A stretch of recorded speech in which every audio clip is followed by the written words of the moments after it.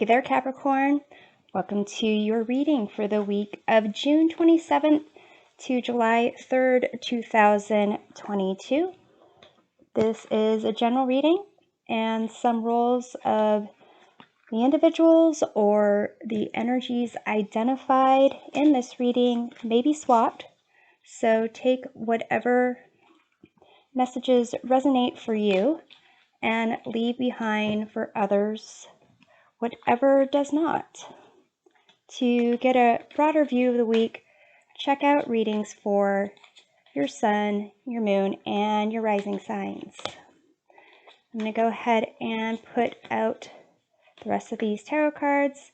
We'll go through the meanings of each of the different columns and do more clarification with tarot cards. So in this first column, we reveal what's been shaping your perspective. You have this trine sextile symbiosis card, the Fool, 10 of Cups, 5 of Swords. In this second column, we see the major life lessons that are impacting you most this week. You have Rest and the Lovers. You also have 9 of Pentacles, Ace of Wands, 5 of Pentacles. In this third column, we get messages you need to hear from your guides and guardians. You have this message of divine healing from Hilarion. You also have the Magician, the Wheel, and the Devil. So here, these three cards indicate also major life lessons. So this divine healing impacts these lessons. And interestingly, this divine healing card has come up in a significant number of readings for this week. So here in this card of what's been shaping your perspective, you have the symbiosis. So basically it has to do with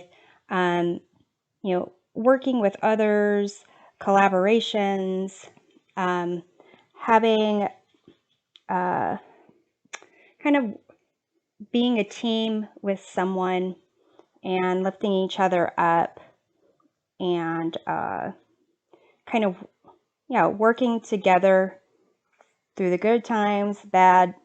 So this could be a romantic relationship, this can be BFFs, this can be like work colleagues. And basically one of the issues that might come up is being in a place where there's a sense of being too comfortable with someone. That could be anywhere from sitting on the couch every night, eating bags of chips for dinner, and watching your favorite shows, to knowing someone's strengths and weaknesses and knowing how to work those to your advantage. So here with the 10 of Cups does indicate a sense of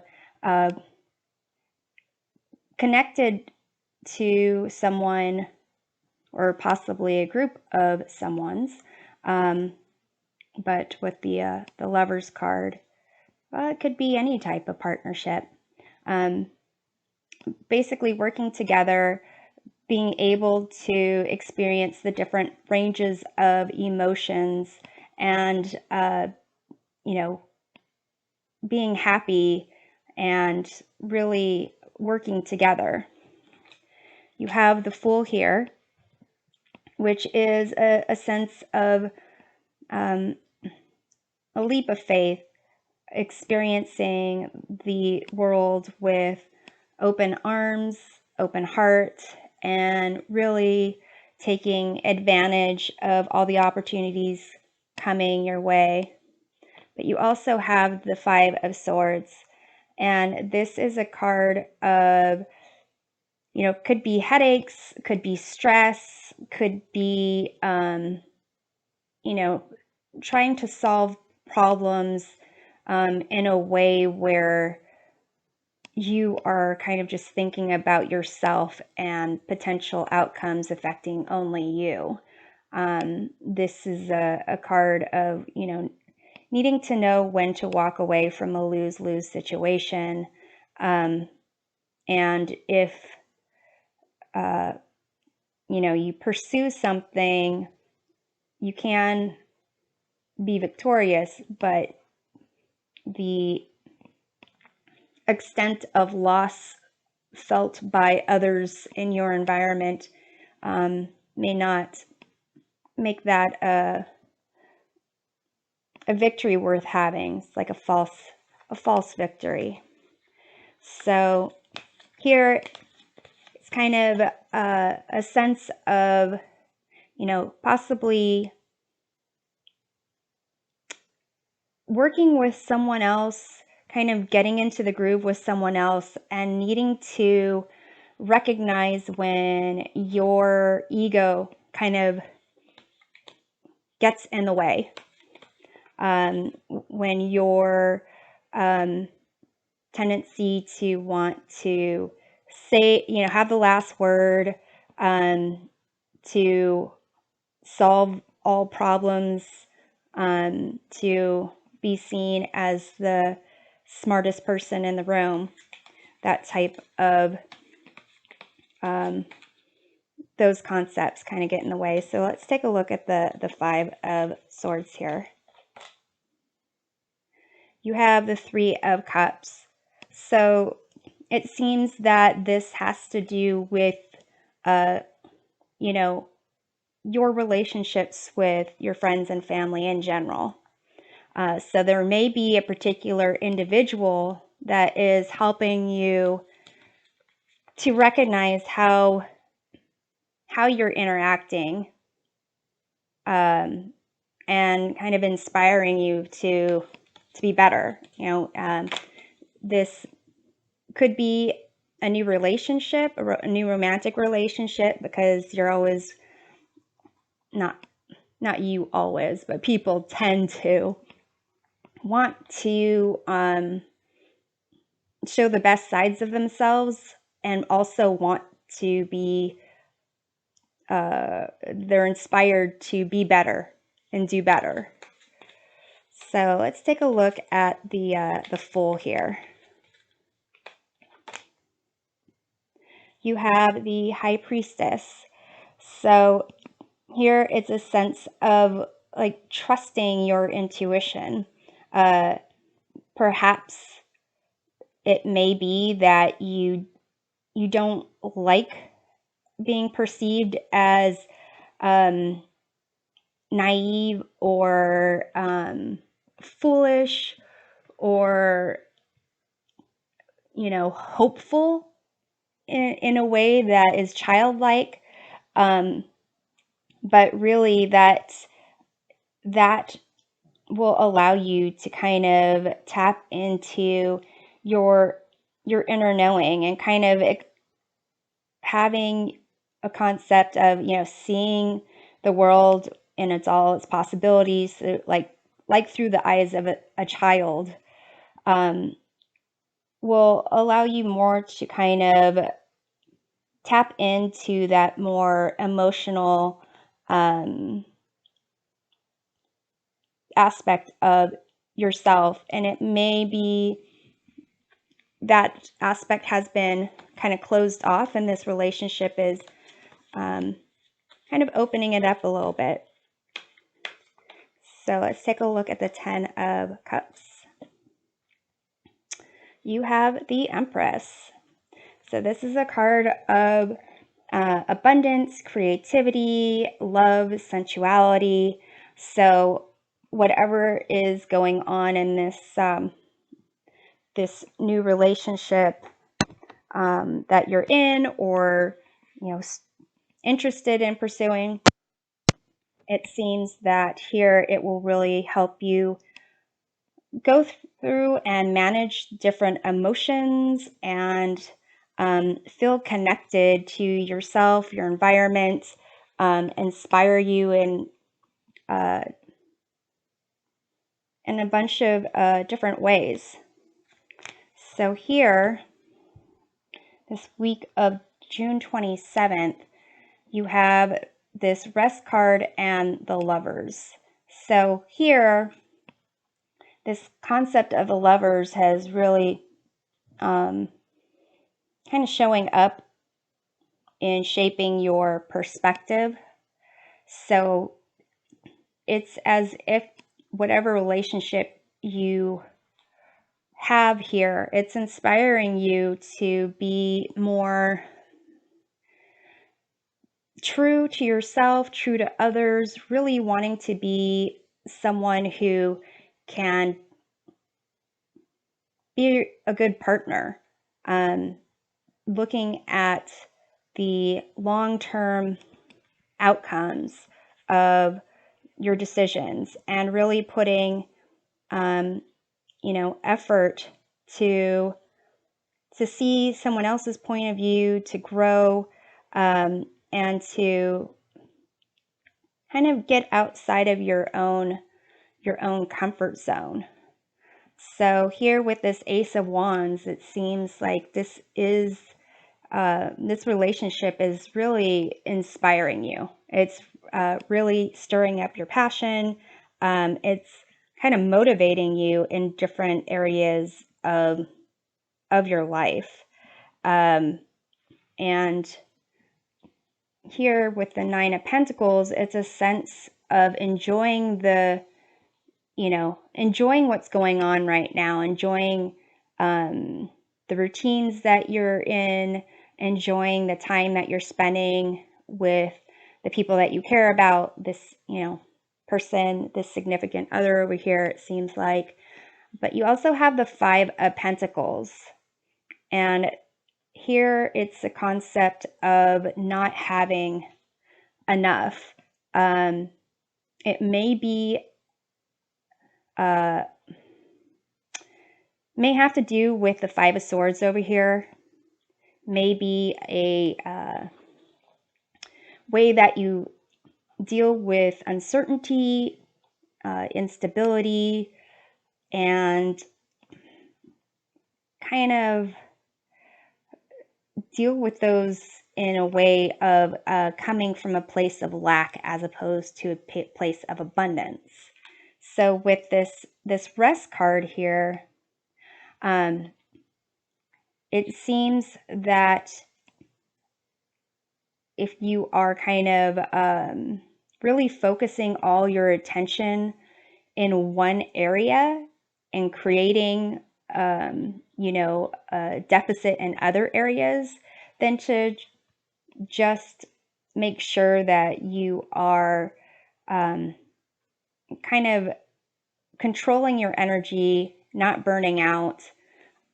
But also it seems that this rest and this concept of healing are working hand in hand. So let's take a look at this Ace of Wands.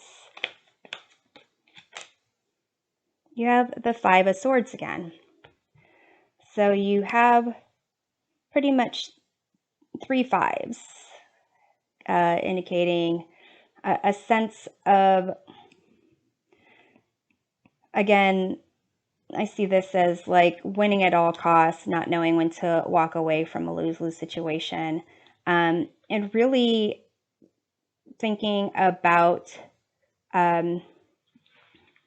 instant gratifications as opposed to the long term. So here it may be that, for example, this concept of rest is that you are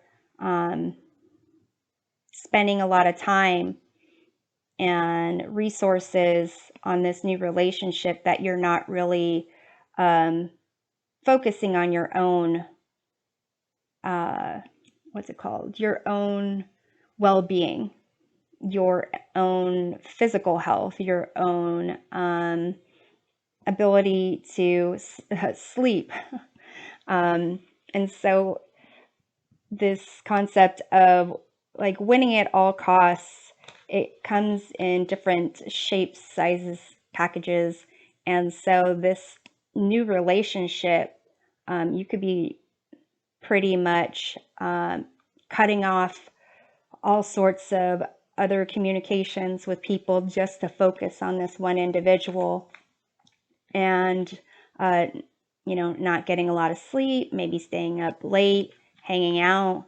And so really it's a reminder of recognizing that you need to make sure that you are in a good place in order to really give to others. So you have to be complete in yourself in order to give part of yourself to someone else. And if you're just depleting that sense of wholeness, then it starts impacting other areas of your life. So let's take a look at the Nine of Pentacles. You have the Chariot, and this is the very much moving forward, advancing, victory type of path, and kind of nothing can stop you. So in the sense of really relishing this connection that you're having with this other person, or even, just envisioning what you can do together. It's definitely something that you are all about. So let's take a look at the Five of Pentacles. You have King of Cups. So here, King of Cups is someone who is, romantic, compassionate, emotionally grounded, and supportive. And if this could be you, this could be the significant other, but in terms of this type of king energy, and then the Five of Pentacles energy of coming from a place of, limiting beliefs, a place of lack, incompleteness, it just doesn't match up well. So here, the message from your guides and guardians about the divine healing says, honor your sensitivity, retreat to recharge and heal. Your light can support others. So this is a card of, people who are